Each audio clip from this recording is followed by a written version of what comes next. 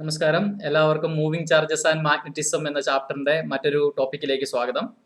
ഇപ്പം നമ്മൾ ഇതുവരെ പറഞ്ഞു നിർത്തിയത് ലോറൻസ് ഫോഴ്സ് ഇക്വേഷനെ കുറിച്ചായിരുന്നു നമ്മൾ മെയിൻ ആയിട്ടും പറഞ്ഞുകൊണ്ടിരുന്നത്. ഇപ്പം ലോറൻസ് ഫോഴ്സ് ഇക്വേഷൻ അത് നമ്മൾ പറഞ്ഞു, ഒരു ചാർജ്ഡ് പാർട്ടിക്കിൾ മാഗ്നറ്റിക് ഫീൽഡിലേക്ക് എൻ്റർ ചെയ്യുമ്പോൾ ഈ മാഗ്നറ്റിക് ഫീൽഡ് കാരണം ഈ ചാർജ്ഡ് പാർട്ടിക്കിളിലുള്ള ഫോഴ്സ് എങ്ങനെയായിരിക്കും എന്നുള്ളതായിരുന്നു നമ്മൾ പറയുന്നത്. വളരെ ക്ലിയർ ആയിട്ട് ചെറിയ ചെറിയ ടിപ്സുകൾ മാത്രം നമ്മളെടുത്ത് നമുക്കറിയാം. മാഗ്നറ്റിക് ഫീൽഡിന്റെ സെയിം ഡയറക്ഷനിൽ ഒരു ചാർജ്ഡ് പാർട്ടിക്കിൾ കയറി കഴിഞ്ഞാൽ അവത്തിൽ മാഗ്നറ്റിക് ഫീൽഡ് കാരണം ഫോഴ്സ് ഒന്നും ഉണ്ടായിരിക്കത്തില്ല. പെർപെൻഡിക്കുലർ ആയിട്ടാണ് കയറുന്നതെങ്കിൽ മാക്സിമം ഫോഴ്സ് ആയിരിക്കും ഉണ്ടായിരിക്കുന്നത്. ആ സമയത്ത് ചാർജ്ഡ് പാർട്ടിക്കിൾ സർക്കുലേറ്റ് ചെയ്യും എന്നുള്ള കാര്യം നമുക്ക് മനസ്സിലായി. So Lorentz force equation F is equal to Q into V cross B എന്നുള്ളതാണ്. ഒരു ക്രോസ് പ്രോഡക്റ്റ് അവിടെ വരുന്നുണ്ട്, ക്രോസ് ഫ്രീ ആണെന്നുള്ളത് നമ്മൾ കണ്ടു. അതുപോലെ തന്നെ ഇത്തരത്തിലൊരു പെർപെൻഡിക്കുലർ ആയിട്ട് ചാർജ്ഡ് പാർട്ടിക്കിൾ മാഗ്നറ്റിക് ഫീൽഡിലേക്ക് എൻ്റർ ചെയ്യുമ്പോൾ അത് സർക്കുലേറ്റ് ചെയ്യുമെങ്കിൽ അതിന്റെ റേഡിയസ് നമ്മൾ കണ്ടുപിടിക്കുന്നു. ഇനി സെയിം ഡയറക്ഷനിലാണെങ്കിൽ നോ ഫോഴ്സ്, പെർപെൻഡിക്കുലർ ആണെങ്കിൽ മാക്സിമം ഫോഴ്സ്. ഇൻ ബിറ്റ്വീൻ ഒരു ആംഗിളിലാണ് മാഗ്നറ്റിക് ഫീൽഡിലേക്ക് ചാർജ്ഡ് പാർട്ടിക്കിൾ എൻ്റർ ചെയ്യുന്നതെങ്കിൽ ഇൻ ബിറ്റ്വീൻ ഒരു ഫോഴ്സ് ആയിരിക്കും നിങ്ങൾക്ക് കിട്ടാൻ പോകുന്നത്. That is F is equal to QVB sin theta ആയിരിക്കും. ആ സമയത്ത് ചാർജ്ഡ് പാർട്ടിക്കിൾ മാഗ്നറ്റിക് ഫീൽഡിലേക്ക് എൻ്റർ ചെയ്യുമ്പോൾ അതൊരു ഹെലിക്കൽ പാത്തിലായിരിക്കും മൂവ് ചെയ്യുന്നത് എന്നുള്ള കാര്യമൊക്കെ നമ്മൾ പറഞ്ഞു. അങ്ങനെ ഹെലിക്കൽ പാത്തിലാണെങ്കിൽ അതിന്റെ പിച്ച് കണ്ടുപിടിക്കാനുള്ള ഒരു എക്സ്പ്രഷനിലേക്കൊക്കെ നമ്മൾ വന്നായിരുന്നു. ഇതൊക്കെയായിരുന്നു നമ്മൾ മുമ്പ് പഠിച്ചു വന്ന കാര്യങ്ങൾ. അതിനുശേഷം ഒരു കമ്പൈൻഡ് ഇലക്ട്രിക് ഫീൽഡിലേക്കും മാഗ്നറ്റിക് ഫീൽഡിലേക്കും ഒരു ചാർജ്ഡ് പാർട്ടിക്കിൾ എൻ്റർ ചെയ്ത് കഴിഞ്ഞാൽ അതിന് എന്ത് സംഭവിക്കും, അതുപോലെ തന്നെ അവിടുന്ന് നമ്മൾ വെലോസിറ്റി സെലക്ടർ ഇക്വേഷൻ കണ്ടു. ഏറ്റവും അവസാനമായിട്ട് സൈക്ലോട്രോൺ എന്ന് പറഞ്ഞ ഒരു മിഷനെ കുറിച്ച് നമ്മൾ പരിചയപ്പെട്ടു. ഇതായിരുന്നു നമ്മൾ ഇതുവരെ പറഞ്ഞ മൂവിംഗ് ചാർജസ് ആൻഡ് മാഗ്നറ്റിസം എന്ന ചാപ്റ്ററിന്റെ ആദ്യത്തെ ഒരു ഏരിയ. അതുകൊണ്ട് ഞാൻ ഈ ചാപ്റ്ററിനെയും 3 പാർട്ടായിട്ടാണ് ഡിവൈഡ് ചെയ്യുക. അതിനകത്ത് ആദ്യത്തെ പാർട്ട് നമ്മൾ കഴിഞ്ഞു. ആദ്യത്തെ പാർട്ട് മെയിൻ ആയിട്ടും ലോറൻസ് ഫോഴ്സ് ഇക്വേഷനെ ബേസ് ചെയ്തിട്ടാണ് അത് നിൽക്കുന്നത്. ഒരു മാഗ്നറ്റിക് ഫീൽഡിലേക്ക് ചാർജ്ഡ് പാർട്ടിക്കിൾ എൻ്റർ ചെയ്യുമ്പം അതെന്ത് സംഭവിക്കുന്നു എന്നുള്ള കാര്യങ്ങളാണ് ഈ ഒരു ഫസ്റ്റ് ഏരിയയിൽ നമ്മൾ പറയുന്നത്. ഇനി നമ്മൾ നമ്മുടെ ചാപ്റ്ററിന്റെ രണ്ടാമത്തെ ഒരു ഘട്ടത്തിലേക്ക് നമ്മൾ കടക്കുകയാണ്. ഇനി വരുന്ന ഒരു 1, 2, 3 വീഡിയോകൾ നമ്മൾ ഈ പറയുന്ന രണ്ടാമത്തെ ആ ഒരു ഏരിയയെ ബേസ് ചെയ്തിട്ടായിരിക്കും. അതുകൊണ്ട് നിങ്ങൾക്ക് എല്ലാവർക്കും നമ്മുടെ മൂവിംഗ് ചാർജസ് ആൻഡ് മാഗ്നറ്റിസത്തിന്റെ ഒരു രണ്ടാമത്തെ പാർട്ടിലേക്ക്, രണ്ടാമത്തെ ഒരു സെക്ഷനിലേക്ക് നിങ്ങൾക്ക് എല്ലാവർക്കും സ്വാഗതം.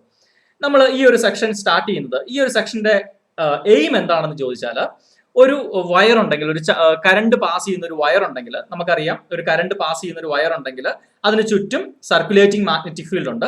ആ സർക്കുലേറ്റിംഗ് മാഗ്നറ്റിക് ഫീൽഡിന്റെ ഫീൽഡ് ഇന്റൻസിറ്റി നമുക്ക് കാൽക്കുലേറ്റ് ചെയ്യണം. നമ്മൾ ഒരുപക്ഷെ ഇലക്ട്രോസ്റ്റാറ്റിക്സിൽ ഇലക്ട്രിക് ഫീൽഡ് ഇന്റൻസിറ്റി കാൽക്കുലേറ്റ് ചെയ്യുന്നത് പോലെ നമ്മൾ ഈ മാഗ്നറ്റോസ്റ്റാറ്റിക്സിലേക്ക് വരുമ്പോൾ, അല്ലെങ്കിൽ മൂവിംഗ് ചാർജസ് ആൻഡ് മാഗ്നറ്റിസം എന്ന് പറഞ്ഞ ഒരു ഫീൽഡിലേക്ക് നമ്മൾ വരുമ്പോഴേക്കും നമുക്ക് മാഗ്നറ്റിക് ഫീൽഡിന്റെ ഇന്റൻസിറ്റി കാൽക്കുലേറ്റ് ചെയ്യണം. അതുകൊണ്ട് കൂടുതലായിട്ടും ഈ മാഗ്നറ്റിക് ഫീൽഡ് ഇന്റൻസിറ്റി കാൽക്കുലേറ്റ് ചെയ്യുക എന്നുള്ളതായിരിക്കും നമ്മുടെ ഈ രണ്ടാമത്തെ സെഷന്റെ എയിം എന്ന് പറയുന്നത്. അതുകൊണ്ട് നിങ്ങൾക്ക് എല്ലാവർക്കും ആ രണ്ടാമത്തെ ഒരു പാർട്ടിലേക്ക് ഞാൻ സ്വാഗതം ചെയ്യുന്നു. നമ്മൾ ആദ്യം ഇവിടെ പഠിക്കുന്നത് ബയോട്ട്-സാവേർട്ട് ലോ ആണ് പഠിക്കുന്നത്. ബയോട്ട്-സാവേർട്ട് ലോ വളരെ ഇമ്പോർട്ടന്റ് ആണ്. ഒരുപക്ഷെ നിങ്ങളുടെ ഈ ഒരു ചാപ്റ്റർ കംപ്ലീറ്റ് ആയിട്ട് നമ്മൾ ഡിസ്കസ് ചെയ്യുമ്പോൾ ഏറ്റവും ഇമ്പോർട്ടന്റ് ആയിട്ട് നമുക്ക് വേണമെങ്കിൽ പറയാവുന്ന ഒരു ടോപ്പിക്കാണ് ഈ ബയോട്ട്-സാവേർട്ട് ലോ എന്ന് പറയുന്നത്. അതുകൊണ്ട് നമുക്ക് ബയോട്ട്-സാവേർട്ട് ലോയിലേക്ക് കടന്നാൽ, ബയോട്ട്-സാവേർട്ട് ലോ പറയുന്നത് ഇതാണ്: ഒരു ആർബിട്രറി ഷേപ്പിലുള്ള ഒരു വയർ നമുക്കുണ്ടെങ്കിൽ അതിന്റെ R ഡിസ്റ്റൻസ് മാറി P എന്ന് പറയുന്ന പോയിന്റിലെ മാഗ്നറ്റിക് ഫീൽഡ് എത്രയാണെന്നുള്ളതാണ് പറയുന്നത്. അത് എഴുതി വെച്ചിട്ടുണ്ട്. ഡെഡ്യൂസ്ഡ് ഫ്രം മെനി എക്സ്പെരിമെന്റ്സ്. നമ്മൾ ഒത്തിരി എക്സ്പെരിമെന്റൽ പർപ്പസിൽ നിന്ന് നമ്മൾ ഫൈനലി കൺക്ലൂഡ് ചെയ്തിരിക്കുന്ന ഒരു ലോ ആണിത്. അപ്പൊ ഇത് പറയുന്ന ഇത്രേ ഉള്ളൂ: നമുക്ക് ആർബിട്രറി ഷേപ്പിലുള്ള ഒരു വയർ ഉണ്ടെങ്കിൽ ആ വയറിന്റെ R ഡിസ്റ്റൻസ് അപ്പാർട്ടുള്ള magnetic field that is proportional to I ds sin theta divided by R square.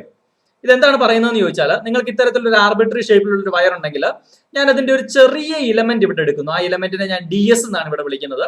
Obviously നമുക്ക് DL എന്ന് വിളിക്കാം, ലെങ്ത് ഇലമെന്റ് ആയതുകൊണ്ട്. ഒരുപക്ഷെ നമ്മുടെ ടെക്സ്റ്റ് ബുക്കുകളൊക്കെ കോമൺ ആയിട്ട് യൂസ് ചെയ്യുന്ന DL എന്നൊരു ലെങ്ത് ഇലമെന്റ് ആണ് യൂസ് ചെയ്യുന്നത്. അപ്പൊ നമുക്ക് ഇവിടെ ഒരു ആർബിട്രറി ഷേപ്പുള്ള ഒരു വയർ ഉണ്ടെങ്കിൽ അതിന്റെ ഒരു സ്മോൾ ഇലമെന്ററി ലെങ്ത് ഞാൻ ഇവിടെ കൺസിഡർ ചെയ്യുന്നു. DL എമൗണ്ട് ഓഫ് ലെങ്ത് ഞാൻ ഇവിടെ കൺസിഡർ ചെയ്യുന്നു. ഇനി പറയുന്നത് ആ DL എമൗണ്ട് വയർ, ആ ഒരു ലെങ്ത് കാരണം, അവിടുത്തെ മാത്രം ഒരു കറണ്ട് കാരണം അതിന്റെ R ഡിസ്റ്റൻസ് മാറി, നിങ്ങൾക്ക് ഇവിടെ ഫിഗറിൽ കാണാം, അതിൽ നിന്നും R ഡിസ്റ്റൻസ് മാറി P എന്ന് പറയുന്ന പോയിന്റിൽ ഉണ്ടാക്കുന്ന മാഗ്നറ്റിക് ഫീൽഡിന്റെ ഇന്റൻസിറ്റി കാൽക്കുലേറ്റ് ചെയ്യണം. ദാറ്റ് ഈസ് പ്രപ്പോർഷണൽ ടു, അപ്പൊ ഇവിടെ എന്തുകൊണ്ട് DB എന്ന് എഴുതിയിരിക്കുന്നത്, ടോട്ടൽ മാഗ്നറ്റിക് ഫീൽഡ് B എന്ന് എഴുതാതെ DB എന്ന് എഴുതിയിരിക്കുന്നതെന്ന് ചോദിച്ചാൽ, നമ്മൾ ഇവിടെ കൺസിഡർ ചെയ്യുന്നത് ഈ DS എമൗണ്ട് അല്ലെങ്കിൽ ഈ DL എമൗണ്ട് വയർ കൊണ്ട് മാത്രം Pയിൽ ഉണ്ടാക്കുന്ന മാഗ്നറ്റിക് ഫീൽഡ് ആണ് നമ്മൾ പറയുന്നത്. അതുകൊണ്ടാണ് ഇവിടെ DS എന്ന് വന്നിരിക്കുന്നത്, അല്ലെങ്കിൽ DB എന്ന് വന്നിരിക്കുന്നത്. ആ DS എമൗണ്ട് കൊണ്ട് മാത്രം, DL എമൗണ്ട് വയർ കൊണ്ട് മാത്രം Pയിൽ ഉണ്ടാക്കുന്ന മാഗ്നറ്റിക് ഫീൽഡ്, ഒരു ചെറിയ മാഗ്നറ്റിക് ഫീൽഡ് ആണ് കിട്ടുക. അതുകൊണ്ടാണ് ഇവിടെ ഡെൽറ്റ ബി ഡി ബി എന്ന് നമ്മൾ പറയുന്നത്. D B is proportional to എന്തിനോടൊക്കെ പ്രൊപ്പോർഷണൽ ആയിരിക്കും? ഈ വയറിൽ കൂടി ഒഴുകുന്ന കറണ്ടിനോട് പ്രൊപ്പോർഷണൽ ആയിരിക്കും. അതാണ് ഐ എന്ന് ഇവിടെ വന്നിരിക്കുന്നത്. രണ്ടാമത് ആ ലൈൻ ഇലമെന്റിനോട് പ്രൊപ്പോർഷണൽ ആയിരിക്കും. ലൈൻ ഇലമെന്റ് ഡി എൽ ആണെങ്കിൽ ഡി എൽ, ഡി എസ് ആണെങ്കിൽ ഡി എസ്. ഇപ്പോൾ നമ്മൾ ഡി എസ് എന്ന് എടുത്തിരിക്കുന്നു. പിന്നെ സൈൻ തീറ്റ എന്ന് പറഞ്ഞാൽ എന്താണ് തീറ്റ എന്ന് ചോദിച്ചാൽ ഈ ഡി എൽ എമൗണ്ട്, ഈ ഡി എൽ ലൈൻ ലെങ്തും നമ്മുടെ പി എന്ന് പറഞ്ഞ പോയിന്റിലേക്ക് വരയ്ക്കുന്ന ഒരു റേഡിയസ് വെക്ടറുമായിട്ട് ഉണ്ടാക്കുന്ന ആംഗിൾ ആണ്. ഇവിടെ ഫിഗറിൽ നിന്ന് ക്ലിയർ ആണ്. ഡി എല്ലിന്റെ ഡയറക്ഷൻ കാണിക്കാനായിട്ടാണ് നമ്മളവിടെ ഒരു ടാൻജന്റ് വരച്ചു വെച്ചിരിക്കുന്നത്. ആ ടാൻജന്റും അവിടുന്ന് പിയിലേക്ക് വരയ്ക്കുന്ന ആ ഒരു ലൈൻ വെക്ടറും തമ്മിൽ ഉണ്ടാക്കുന്ന ആംഗിൾ ആണ് തീറ്റ. അപ്പൊ അതിന്റെ sine. So D B is proportional to current. രണ്ടാമത് it is proportional to the line element. And മൂന്നാമത് it is proportional to sine theta. And inversely proportional to square of the distance separation between that element to that point. Clear ആണല്ലോ? അപ്പൊ ഇതായിരിക്കും Biot-Savart law. അപ്പൊ നമുക്ക് Biot-Savart law ഒരു പരിധി വരെ നിങ്ങൾക്ക് ഒന്ന് ബൈഹേർട്ട് ചെയ്ത് പഠിക്കാം. നമുക്ക് കുറച്ച് കഴിയുമ്പോൾ നമുക്ക് കുറച്ചുകൂടിയൊക്കെ ഈസി ആവും അത്. എന്താണ് ബയോട്ട്-സാവേർട്ട് ലോ പറയുന്നത്? നമുക്കൊരു ആർബിട്രറി ഷേപ്പിലുള്ള, ഒരു പർട്ടിക്കുലർ ഷേപ്പ് ഒന്നുമില്ല, എന്ത് ഷേപ്പ് ആണെങ്കിലും ഒരു ആർബിട്രറി ഷേപ്പിലുള്ള ഒരു വയർ ഉണ്ടെങ്കിൽ ആ ഒരു വയറിൽ നിന്നും ആർ ഡിസ്റ്റൻസ് മാറിയുള്ള മാഗ്നറ്റിക് ഫീൽഡ് കാൽക്കുലേറ്റ് ചെയ്യാനുള്ള ഇക്വേഷൻ ആണ് ബയോട്ട്-സാവേർട്ട് ലോ പറയുന്നത്. അതുകൊണ്ട് ഞാൻ നിങ്ങളോട് മുമ്പ് തന്നെ പറഞ്ഞു, നമ്മുടെ രണ്ടാമത്തെ ടോപ്പിക്കിന്റെ എയിം എന്ന് പറയുന്നത് നിങ്ങൾക്ക് ഇത്തരത്തിൽ പല വയർ ഇലമെന്റുകൾ, ലൈൻ ഇലമെന്റുകൾ, കറണ്ട് പാസ് ചെയ്യുന്ന പല ഇലമെന്റുകൾ തന്നാലും അതിന്റെ ആർ ഡിസ്റ്റൻസ് മാറിയുള്ള മാഗ്നറ്റിക് ഫീൽഡ് കാൽക്കുലേറ്റ് ചെയ്യുക, മാഗ്നറ്റിക് ഫീൽഡിന്റെ ഇന്റൻസിറ്റി കാൽക്കുലേറ്റ് ചെയ്യുക എന്നുള്ളതാണ് നമ്മുടെ രണ്ടാമത്തെ പാർട്ടിന്റെ എയിം. അതിനകത്ത് ആദ്യമായിട്ട് തന്നെ നമ്മൾ പഠിക്കാൻ പോകുന്ന ഒരു ജനറൽ ലോ ആണ് ബയോട്ട്-സാവേർട്ട് ലോ. അതൊരു ആർബിട്രറി ഷേപ്പിലുള്ള ഒരു വയർ ഉണ്ടെങ്കിൽ അതിന്റെ ആർ ഡിസ്റ്റൻസ് മാറി അവിടെ ഒരു പി എന്ന് പറഞ്ഞ പോയിന്റിൽ ഉണ്ടാക്കുന്ന മാഗ്നറ്റിക് ഫീൽഡ് എത്രയാണെന്ന് ചോദിച്ചാൽ that is proportional to I എന്ന് പറഞ്ഞാൽ ഇതിൽ ഫുൾ ഈ ഒരു വയറിനകത്തോട് ഒഴുകുന്ന കറണ്ട് ആണ് I into D L. D L എന്ന് പറഞ്ഞാൽ നമ്മൾ ഏത് ലൈൻ എലമെന്റ് കാരണമാണ് അവിടുത്തെ മാഗ്നറ്റിക് ഫീൽഡ് നോക്കുന്നത്, അതാണ് ഡി എൽ.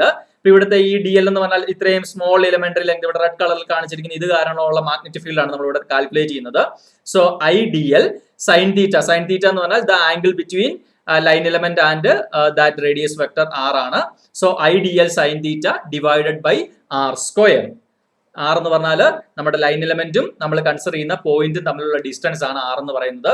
സോ നമുക്ക് ബൈഹേർട്ട് ചെയ്യാം. D B is proportional to I D L sine theta divided by R square. D B is proportional to I D L sine theta divided by R square.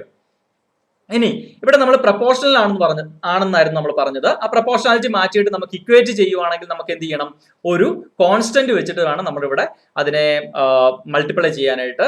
So നമ്മൾ ഇവിടെ തിരഞ്ഞെടുക്കുന്ന constant μ0 divided by 4π എന്നാണ്. നിങ്ങൾ ഒരുപക്ഷെ ഓർക്കുന്നുണ്ടായിരിക്കാം, electrostatics നമ്മൾ എപ്പോഴും പറയുന്ന ഒരു പ്രൊപ്പോർഷണാലിറ്റി കോൺസ്റ്റന്റ് ഏതായിരുന്നു? 1/4πε0 എന്നായിരുന്നു. 1/4πε0. അവിടെ 1/4π എന്ന് പറയുന്ന ഒരു കോൺസ്റ്റന്റ് ആണ്.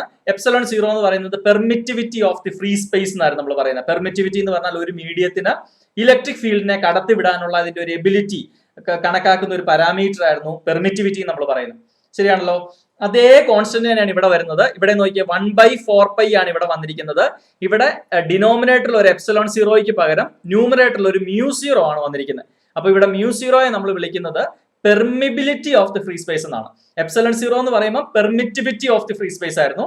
പെർമിറ്റിവിറ്റി എന്ന് പറഞ്ഞാൽ ഇലക്ട്രിക് ഫീൽഡിനെ ഒരു മീഡിയത്തിന് കടത്തിവിടാനുള്ള അതിന്റെ എബിലിറ്റി കണക്കാക്കുന്ന പാരാമീറ്റർ ആയിരുന്നു. അങ്ങനെയാണെങ്കിൽ ഇവിടെ മ്യൂ എന്ന് പറയുന്ന ടേം കൊണ്ട് നമ്മൾ ഉദ്ദേശിക്കുന്നത്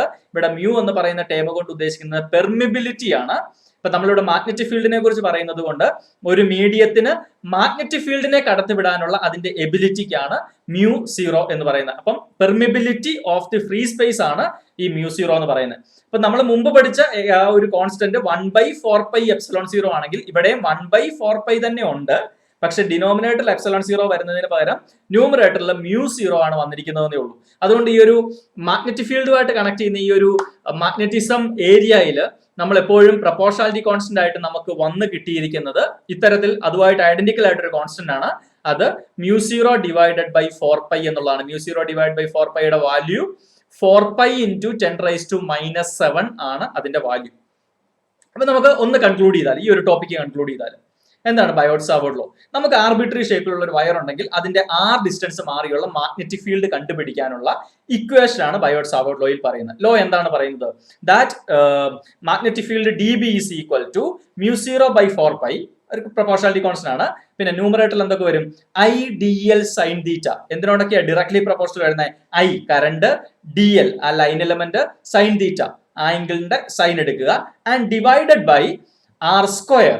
അപ്പൊ എന്തിനോടാണ് ഇൻവേഴ്സ്ലി പ്രൊപ്പോർഷണൽ വരുന്നത്? ആ ലൈൻ എലമെന്റും പോയിന്റും തമ്മിലുള്ള ഡിസ്റ്റൻസിന്റെ സ്ക്വയർ. ശരിയാണല്ലോ. അതുകൊണ്ട് ബയോട്ട് സാവേർട്ട് ലോ നമ്മൾ കൃത്യമായിട്ട് മനസ്സിലോട്ട് കയറ്റുക. എന്താണ് ബയോട്ട് സാവേർട്ട് ലോ? ഒരു ആർബിട്രറി ഷേപ്പിലുള്ള വയർ തരികയാണെങ്കിൽ അതിന്റെ ആ ഡിസ്റ്റൻസ് മാറിയുള്ള മാഗ്നറ്റിക് ഫീൽഡ് കണ്ടുപിടിക്കാനുള്ള ഇക്വേഷൻ. എന്താണ് equation? DB is equal to mu0/4 IDL sin theta divided by R square. അപ്പൊ ഒരു ഐഡിയ നിങ്ങൾക്ക് കിട്ടിയെന്ന് ഞാൻ വിചാരിക്കുന്നു. ഇനി നമുക്ക് ബയോട്ട് സാവേർട്ട് ലോയും കൂളംസ് ലോയും തമ്മിൽ ഒരു കണക്ഷൻ ഒരു പക്ഷെ നമുക്ക് ആ ഒരു ഇക്വേഷൻ നോക്കുമ്പോൾ നമുക്ക് കാണുന്നുണ്ട്. എന്തൊക്കെയാണ് ഇവർ തമ്മിലുള്ള കണക്ഷൻ അല്ലെങ്കിൽ ഒരു ഡിഫറൻസ് എന്തൊക്കെയാണ്? ഒന്നാമത് തന്നെ നമുക്കറിയാം, ഒരു സിമിലാരിറ്റി എന്ന് പറയുന്നത് രണ്ടും ഇൻവേഴ്സ് സ്ക്വയർ ലോ ആണ്.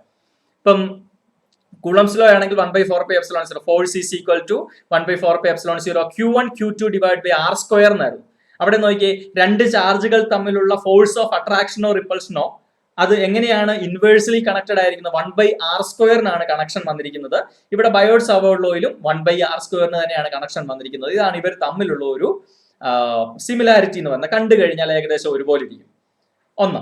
ഇനി രണ്ടാമത്തെ, ഇവർ തമ്മിലുള്ള ഒരു വ്യത്യാസം എന്ന് പറഞ്ഞാൽ എന്തായിരിക്കും? ഇവർ തമ്മിലുള്ള വ്യത്യാസം എന്ന് പറയുന്നത്, നമ്മുടെ കൂളംസ് ലോയിൽ നമ്മൾ ഡിസ്കസ് ചെയ്യുന്നത് ചാർജ്ഡ് പാർട്ടിക്കിൾസിനെ കുറിച്ചാണ്. കൂളംസ് ലോയിൽ ഡിസ്കസ് ചെയ്യുന്നത് ചാർജ്ഡ് പാർട്ടിക്കിൾസിനെ കുറിച്ചാണ്. നമുക്ക് ആ ഇക്വേഷൻ നോക്കിയാൽ 1/4πε0 Q1 Q2 divided by R square. അവിടെ പറയുന്ന ചാർജ്ഡ് പാർട്ടിക്കിൾസ് സ്കെയിലാർ ക്വാണ്ടിറ്റി ആണ്. എന്നാൽ നമ്മൾ ഇവിടെ പറയുന്ന ഈ ഒരു ക്വാണ്ടിറ്റി IDL എന്ന് പറയുന്നത് ഒരു വെക്ടർ ക്വാണ്ടിറ്റിയാണ്. നമുക്കറിയാം കറണ്ടിന് ഡിറക്ഷൻ ഉണ്ട്. പക്ഷെ കറണ്ട് എന്ന് പറയുന്നത് ഒരു ഡിറക്ഷൻ ഡിപ്പെൻഡന്റ് ക്വാണ്ടിറ്റി ആണെങ്കിലും അതിനെ നമ്മൾ വെക്ടർ എന്ന് വിളിക്കാറില്ല. കാരണം അതിന്റെ വെക്ടർ ലോ ഓഫ് അഡീഷൻ ഒന്നും അത് ഒബേ ചെയ്യുന്നില്ല.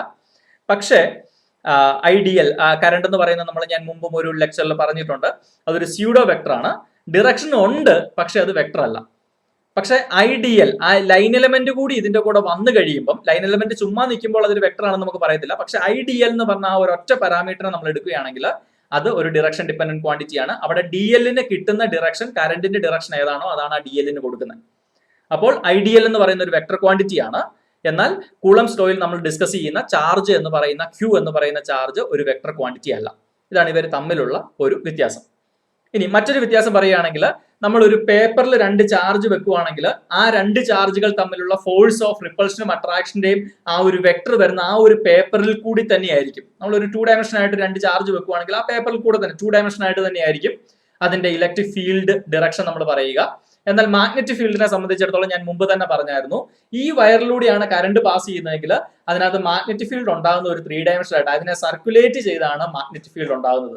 ഒരു പരിധിവരെ നമ്മൾ ഇലക്ട്രിക് ഫീൽഡിനെ റേഡിയേറ്റിംഗ് ഇലക്ട്രിക് ഫീൽഡ്, റേഡിയേറ്റ് ചെയ്ത് റേഡിയലി ഔട്ട്വേർഡ് പോകുന്ന ഒരു പേപ്പർ വെക്കുകയാണ്. ആ പേപ്പറിൽ കൂടെ മാത്രം നിൽക്കുന്ന അത്തരത്തിലുള്ള റേഡിയലി ഔട്ട്വേർഡ് ഫോഴ്സ് ആയിരിക്കും. ഇപ്പൊ രണ്ട് ചാർജുകൾ നിൽക്കുകയാണെങ്കിൽ ആ രണ്ട് ചാർജുകൾ ഒരു പേപ്പർ നമ്മൾ വെക്കുകയാണെങ്കിൽ ആ പേപ്പറിൽ കൂടെ തന്നെയായിരിക്കും മൂവ് ചെയ്യുന്നത്. സോ ഒരു 2 ഡയമെൻഷണൽ ആസ്പെക്ട് ആയിരുന്നു ആര് തന്നത്? കൂളംസ് ലോ തന്നത്. എന്നാൽ ബയോട്ട് സാവേർട്ട് ലോ തരുന്ന ഒരു 3 ഡയമെൻഷണൽ ആസ്പെക്ട് ആണ്. അതായത് ഒരു വയർ ഇങ്ങനെ ഉണ്ടെങ്കിൽ അതിന് ചുറ്റുമുള്ള മാഗ്നറ്റിക് ഫീൽഡ് എന്ന് പറയുന്നത് അതിനെ സർക്കുലേറ്റിംഗ് ആയിരിക്കും. അതൊരു 3 ഡയമെൻഷണൽ ആസ്പെക്ട് ആയിരിക്കും അവിടെ തരുന്നത്. ഇതാണ് ഇവർ തമ്മിലുള്ള രണ്ടാമത്തെ വ്യത്യാസം. ക്ലിയർ ആണല്ലോ. അവസാനമായിട്ട് നമുക്കറിയാം ഒരു ആംഗിൾ ഡിപ്പെൻഡൻസി. ബയോട്ട് സാവേർട്ട് ലോയിൽ ഒരു ആംഗിൾ ഡിപ്പെൻഡൻസി ഉണ്ട്. കാരണം ഇതിനകത്ത് നമുക്കൊരു സൈൻ തീറ്റയുടെ ടേം വന്നിട്ടുണ്ട്. എന്നാൽ നമുക്ക് കൂളം ഫോഴ്സിനകത്ത് അത്തരത്തിലൊരു ആംഗിൾ ഡിപ്പെൻഡൻസി ഇല്ലായിരുന്നു. ഞാൻ മൊത്തം 4 പോയിന്റ് ആണ് പറഞ്ഞത്. ഒന്നാമത്തെ പോയിന്റ്, ഇവർ തമ്മിലുള്ള ഒരു സിമിലാരിറ്റി ആണ്. കാരണം രണ്ടും ഇൻവേഴ്സ് സ്ക്വയർ ലോ ഒബേ ചെയ്യുന്നുണ്ട്. രണ്ടിനും ഡിനോമിനേറ്ററിൽ ഒരു R സ്ക്വയർ ഉണ്ട്. ഇതാണ് അവർ തമ്മിലുള്ള ഒരു കണക്ഷൻ. അവർ തമ്മിലുള്ള ഡിഫറൻസസ് എന്ന് പറഞ്ഞാൽ എന്തൊക്കെയാണ്? ഒന്നാമത്തെ, കൂളംസ് ലോ രണ്ട് ചാർജ്ഡ് ബോഡീസിനെ കുറിച്ചാണ്, ചാർജ്ഡ് പാർട്ടിക്കിൾസിനെ കുറിച്ചാണ് പറയുന്നത്, അല്ലെ രണ്ട് ചാർജുകളെ കുറിച്ചാണ് പറയുന്നത്. ഒരു സ്കെയിലാർ ക്വാണ്ടിറ്റി ആണ്. ഇതിൽ IDL എന്ന് പറയുന്ന ഒരു വെക്ടർ ക്വാണ്ടിറ്റി ആണ്. ഒന്നാമത്തെ കാര്യം.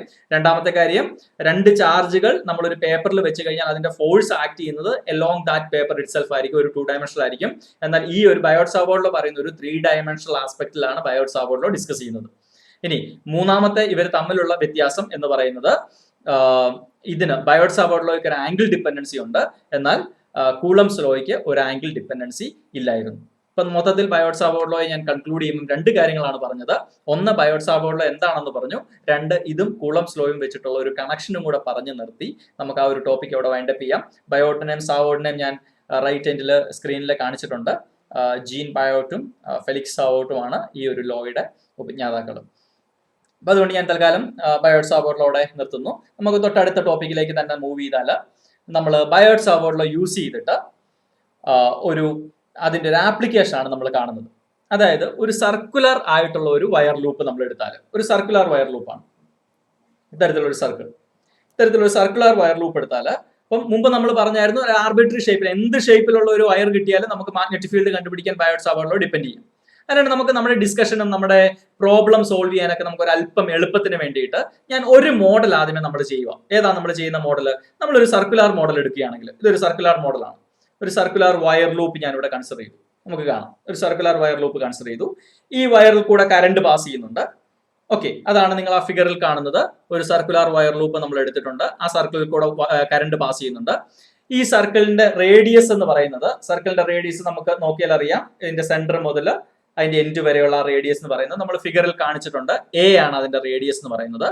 നമുക്ക് സിംപ്ലി ഇത്രേ ഉള്ളൂ. ഈ വയർ ലൂപ്പ് ഇത്തരത്തിൽ വെച്ച് കഴിഞ്ഞാൽ ആ വയർ ലൂപ്പിന്റെ സെന്ററിൽ നിന്നും എക്സ് ഡിസ്റ്റൻസ് ഇങ്ങോട്ടേക്ക് മാറി ഒരു പോയിന്റിലുള്ള മാഗ്നറ്റിക് ഫീൽഡ് കാൽക്കുലേറ്റ് ചെയ്യണം. കാര്യം വളരെ ക്ലിയർ ആണെന്ന് ഞാൻ വിചാരിക്കുന്നു. ഒരിക്കൽ കൂടി എന്നിലേക്ക് നിങ്ങൾ നോക്കിക്കഴിഞ്ഞാൽ ഇത്തരത്തിലൊരു സർക്കുലർ ലൂപ്പ് നമുക്കുണ്ട്. ആ സർക്കുലർ ലൂപ്പിന്റെ റേഡിയസ് സ്മോൾ ലെറ്റർ എ ആണ് ഞാൻ പറഞ്ഞിരിക്കുന്നത്. അതിന്റെ സെന്ററിൽ നിന്നും എക്സ് ഡിസ്റ്റൻസ് ഇങ്ങോട്ടേക്ക് മാറി, ഇങ്ങനെ ഒരു പോയിന്റിൽ അവിടുത്തെ മാഗ്നറ്റിക് ഫീൽഡ് നമുക്ക് കാൽക്കുലേറ്റ് ചെയ്യാം. ഓക്കെ, അപ്പം സർക്കുലർ ലൂപ്പ് എന്നല്ല, എന്ത് ഡിറക്ഷനിലുള്ള എന്ത് ആർബിട്രറി ഷേപ്പിലുള്ള ഒരു വയർ ആണെങ്കിലും നമുക്ക് ബയോട്ട് സാവേർഡിലോ ഡിപ്പെൻഡ് ചെയ്യാം. സോ ബയോട്ട് സാവേർഡിലോ യൂസ് ചെയ്ത് നമുക്ക് അത് എങ്ങനെയാണ് കാൽക്കുലേറ്റ് ചെയ്യുന്നത് എന്നുള്ളത് നമുക്ക് നോക്കാം. അങ്ങനെയാണെങ്കിൽ നിങ്ങൾ ഇനീഷ്യലി ഇതിന്റെ മാത്തമാറ്റിക്കൽ കാൽക്കുലേഷൻസ് ഒക്കെ വളരെ എളുപ്പമാണ്. പക്ഷെ നമ്മൾ ഇനീഷ്യലി അത് വെക്ടർ വെച്ചിട്ട് നമ്മൾ കാൽക്കുലേറ്റ് ചെയ്യുമ്പോൾ നിങ്ങൾ മുമ്പ് +1 പഠിച്ച കുറച്ച് വെക്ടറിന്റെ കോൺസെപ്റ്റുകൾ നിങ്ങൾ ഓർക്കേണ്ടതുണ്ട്. ഞാനപ്പോൾ നിങ്ങളുടെ ശ്രദ്ധയെ ഞാൻ അങ്ങോട്ടേക്ക് വിളിക്കുകയാണ്. അപ്പൊ എല്ലാവരും കൃത്യമായിട്ട് സ്ക്രീനിലേക്ക് നോക്കുക. അപ്പൊ നമ്മൾ പറഞ്ഞതുപോലെ നമുക്ക് ഇത്തരത്തിലൊരു വയർ ലൂപ്പ് ഉണ്ട്. വയർ ലൂപ്പിന്റെ റേഡിയസ് എ റേഡിയസ് ഉണ്ട്. അതുപോലെ തന്നെ അതിന്റെ സെന്ററിൽ നിന്നും എക്സ് ഡിസ്റ്റൻസ് മാറി ഇവിടെ പി എന്ന് പറയുന്ന പോയിന്റിലെ മാഗ്നറ്റിക് ഫീൽഡ് എനിക്ക് കാൽക്കുലേറ്റ് ചെയ്യണം. അപ്പൊ എനിക്ക് തൽക്കാലം ഞാൻ മുമ്പ് പറഞ്ഞ ഫിഗറിൽ അതൊരു 3 ഡയമെൻഷണൽ വ്യൂ ആണ് ഞാൻ പറഞ്ഞത്. നിങ്ങൾക്കറിയാം, ഇങ്ങനെ ഒരു വയർ ലൂപ്പ് ഉണ്ടെങ്കിൽ വയറിന്റെ സെന്ററിൽ നിന്നും ഇങ്ങോട്ടേക്ക് മാറി ഇവിടുത്തെ മാഗ്നറ്റിക് ഫീൽഡ് കണ്ടുപിടിക്കാൻ ഒരു 3 ഡയമെൻഷണൽ ആസ്പെക്ട് ആണ്. എനിക്ക് തൽക്കാലം അത് ഫിഗറിൽ വരയ്ക്കാൻ പറ്റത്തില്ലാത്തതുകൊണ്ട് നമുക്ക് തോന്നുമ്പോൾ ഒരു 2 ഡയമെൻഷണൽ ഫിഗർ ആണ്. പക്ഷെ നിങ്ങൾ കൃത്യമായിട്ട് മനസ്സിലാക്കണം, നമ്മുടെ വയർ ലൂപ്പ് ഇത്തരത്തിൽ ഇവിടെ ഇരിപ്പുണ്ട്. അതിന്റെ സെന്ററിൽ നിന്നും എക്സ് ഡിസ്റ്റൻസ് മാറി പി എന്ന് പറഞ്ഞ പോയിന്റിലെ മാഗ്നറ്റിക് ഫീൽഡ് എനിക്ക് കാൽക്കുലേറ്റ് ചെയ്യണം. ആദ്യമായിട്ട് ആ ഫിഗറിനെ ഒന്ന് പരിചയപ്പെടുവാണെങ്കിൽ, ഞാൻ പറഞ്ഞതുപോലെ എ ആണ് ആ സർക്കുലർ ലൂപ്പിന്റെ റേഡിയസ്. അതിന്റെ സെന്ററിൽ നിന്നും എക്സ് ഡിസ്റ്റൻസ് മാറി പിയിലെയാണ് നമ്മൾ കാൽക്കുലേറ്റ് ചെയ്യുന്നത്. അതുകൊണ്ട് തന്നെ നിങ്ങൾ ഇങ്ങനെ ഒരു റൈറ്റ് ആംഗിൾ ട്രയാംഗിൾ നോക്കുകയാണെങ്കിൽ ഇതിന്റെ ഈ ഒരു ഹൈപ്പോട്ടന്യൂസ് എന്ന് പറയുന്നത് നമുക്ക് ഇവിടെ നോക്കുമ്പോഴേ അറിയാം. ഹൈപ്പോട്ടന്യൂസിന്റെ സ്ക്വയർ എന്ന് പറയുന്നത് a² + x² ആണ്. Or hypotenuse is equal to √(a² + x² ആണെന്നുള്ള കാര്യം നമുക്ക് കൃത്യമായിട്ട് അറിയാം. ഇനി ഒന്നാമത്തെ കാര്യം, ഞാൻ ഈ വയറിനെ കംപ്ലീറ്റ് ആയിട്ട് കൺസിഡർ ചെയ്യുന്നതിന് പകരം, ഈ വയറിനെ മൊത്തത്തിൽ കൺസിഡർ ചെയ്യുന്നതിന് പകരം ഞാൻ ഈ വയറിന്റെ ഈ ഏറ്റവും ടോപ്പ് എൻഡിലെ ഒരു അല്പം ചെറിയൊരു എലമെന്ററി ലെങ്ത് നമ്മൾ ആദ്യമേ കൺസിഡർ ചെയ്യണം. അപ്പം നമ്മൾ ആദ്യമേ കൺസിഡർ ചെയ്യുന്നത് ഈ വയറിന്റെ ടോപ്പ് എൻഡ് സി എന്ന് പറയുന്ന പോയിന്റിലെ ഒരു ചെറിയ എലമെന്ററി ലെങ്ത് ആയ DL എലമെന്ററി ലെങ്ത് നമ്മൾ ആദ്യമേ കൺസിഡർ ചെയ്യുന്നു. അപ്പൊ നമ്മൾ ആദ്യമേ പറയാൻ പോകുന്നത് ഈ സി എന്ന് പറഞ്ഞ പോയിന്റിൽ ഈ DL എമൗണ്ട് കാരണം മാത്രം ഈ പിയിൽ ഉണ്ടാകുന്ന മാഗ്നറ്റിക് ഫീൽഡ് എത്രയാണെന്ന് നമ്മൾ പറയാൻ പോകുന്നത്. അപ്പൊ നമ്മൾ വീണ്ടും പറയാൻ പോകുന്നത്, ഞാൻ മുമ്പ് നിങ്ങൾ ബയോട്ട് സാവേർഡിൽ പഠിച്ചപ്പോൾ ഓർക്കുന്നുണ്ട്, നമ്മൾ പറഞ്ഞത് എന്തായിരുന്നു? ഒരു ആർബിട്രറി ഷേപ്പിലുള്ള ഒരു വയർ ഉണ്ടെങ്കിൽ അതിന്റെ ഒരു DL എമൗണ്ട് ഓഫ് ലെങ്ത് കാരണം മാത്രം പി എന്ന് പറഞ്ഞ പോയിന്റിൽ ഉണ്ടാക്കുന്ന മാഗ്നറ്റിക് ഫീൽഡ് എത്രയാണെന്നാണ് നമ്മൾ ഡിസ്കസ് ചെയ്തത്. അതുപോലെ തന്നെ ഇവിടുത്തെ കേസിലും ഒരു സർക്കുലർ ലൂപ്പ് നമ്മൾ കംപ്ലീറ്റ് ആയിട്ട് എടുത്തിട്ടുണ്ടെങ്കിൽ പോലും അതിന്റെ സി എന്ന് പറയുന്ന പോയിന്റിലെ DL എന്ന് പറയുന്ന ചെറിയൊരു എലമെന്ററി ലെങ്ത് എടുത്തിട്ട് അത് കാരണം മാത്രം പിയിൽ ഉണ്ടാകുന്ന മാഗ്നറ്റിക് ഫീൽഡ് ആണ് നമ്മൾ ആദ്യമേ കാൽക്കുലേറ്റ് ചെയ്യാൻ പോകുന്നത്. അങ്ങനെയാണെങ്കിൽ നമുക്ക് ബയോട്ട് സാവേർഡിലോ വെച്ചിട്ട് അറിയാം, dB is equal to എന്തായിരുന്നു equation? μ0/4π IDL sin θ divided by r². അതാണ് നമ്മൾ ഇവിടെ എഴുതി വെച്ചിരിക്കുന്നത്. μ0/4π IDL sin θ divided by r². ഇനി അതിൽ നിന്ന് നമുക്ക് ഒരു കാര്യം അറിയാം, കാരണം ഇവിടെ മാഗ്നറ്റിക് ഫീൽഡ് ഉണ്ടാകുന്നുണ്ട്. നമുക്കറിയാം, ഇതാണ് ഒരു നമ്മൾ കൺസിഡർ ചെയ്ത വയർ ലൂപ്പ്. ഇതാണ് ആ വയർ ലൂപ്പിൽ കൂടി ഇത്തരത്തിലാണ് കറണ്ട് പാസ് ചെയ്യുന്നത്.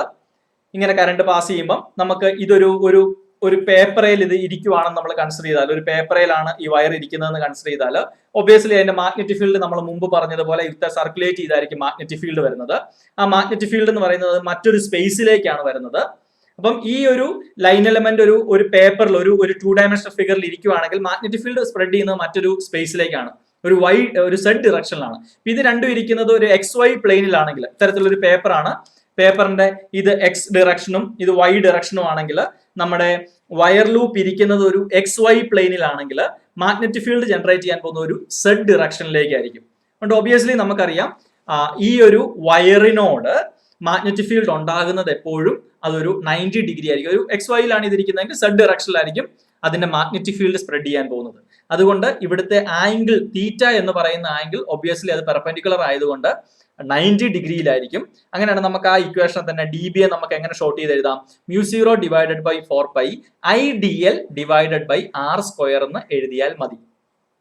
Okay, μ0 divide by 4π IDL divided by r². എന്തുകൊണ്ട് സൈൻ തീറ്റ കളഞ്ഞെന്ന് ചോദിച്ചാൽ ഉറപ്പായിട്ടും ഒരു വയർ 2 ഡയമെൻഷനിൽ ഇരിക്കുന്ന വയറിന്റെ മാഗ്നറ്റിക് ഫീൽഡ് ഉണ്ടാകുന്നത് മറ്റൊരു 3 ഡയമെൻഷനിലേക്കായിരിക്കും ഉണ്ടാകുന്നത്. അത് ഉറപ്പായിട്ടും അതിന്റെ ആംഗിൾ വരുന്നത് 90 ഡിഗ്രിയിലായിരിക്കും. 90 ഡിഗ്രിയിലായിരിക്കുന്നത് കൊണ്ട് സൈൻ 90യുടെ വാല്യൂ 1 ആണ്. അതുകൊണ്ട് നമുക്ക് നേരിട്ട് ഈക്വേഷൻ നമുക്ക് എങ്ങനെ ഷോർട്ട് ചെയ്ത് എഴുതാം, dB is equal to μ0 divide by 4π IDL divided by r². ഇവിടെ സൈൻ 90 വരും, so IDL divided by r² എന്ന് എഴുതാം. ക്ലിയർ ആണല്ലോ?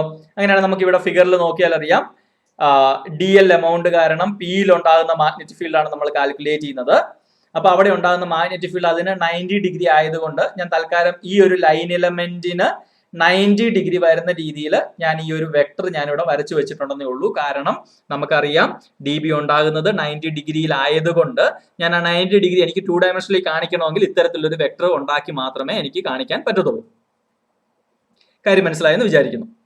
ഇനി നമുക്ക് മുമ്പോട്ടേക്ക് പോയാൽ ഇപ്പൊ നിങ്ങൾക്ക് ഇവിടെ നോക്കിയാൽ അറിയാം, ഈ dB എന്ന് പറയുന്നത് പ്ലെയിനിൽ ഞാൻ വരച്ചിരിക്കുന്ന ഒരു വെക്ടറാണ്. നമുക്കറിയാം പ്ലെയിനിലുള്ള ഏതൊരു വെക്ടറിനെ നമുക്ക് അതിന്റെ 2 കോമ്പോണന്റ് ആയിട്ട് റിസോൾവ് ചെയ്യാൻ പറ്റും.